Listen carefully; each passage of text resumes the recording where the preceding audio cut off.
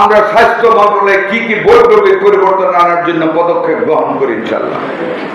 সারা বাংলাদেশে 2টা স্পেশালাইজড হাসপাতাল হবে শুধু মেয়েদের জন্য।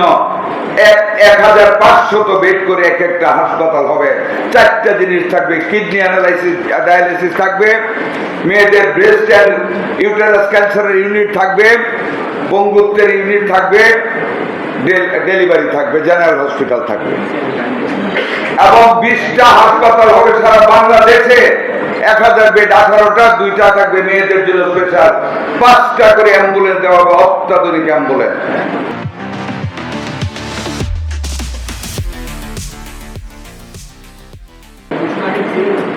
একটা হেলিকপ্টার আসবে এই প্রজেক্টে, এই হেলথ স্কিমে। সারা দেশ থেকে ইমার্জেন্সি রোগীদেরকে বহন করে সদর অথবা ঢাকা সেন্ট্রাল হাসপাতালে নেওয়ার জন্য আমাদের মাননীয় প্রধানমন্ত্রী বৈপ্লবিক পরিবর্তনের চিন্তা করতেছেন স্বাস্থ্য সেক্টরে। মানুষের গোড় ধরে স্বাস্থ্য সেবাকে পৌঁছে দেওয়া হবে। যেটা আমাদের সচিব বলেছেন, 1 লক্ষ স্বাস্থ্যকর্মী নিয়োগ করবে, যার মধ্যে 80,000 হবে মহিলা।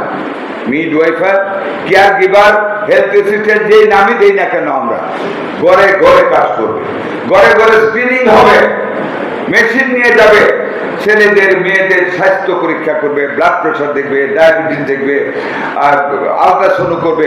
সমস্ত চিকিৎসাগুলি আমরা মানুষের ঘর ধরে পৌঁছে দিতে চাই। আমাদের নেতা তারেক রহমান মাননীয় প্রধানমন্ত্রী সারাদিন সারা রাত মানুষ নিয়ে চিন্তা করে। এই যে ক্রিয়েটিভিটির একটা ধারণা, পূর্বাঞ্চলে 160 একর জমিতে ক্রিয়েটিভিটির পাঠ করা হয়। মানুষের নৈপুণ্যতাকে, অভিজ্ঞতাকে কাজে লাগিয়ে তুলবে ট্রেড সেন্টার।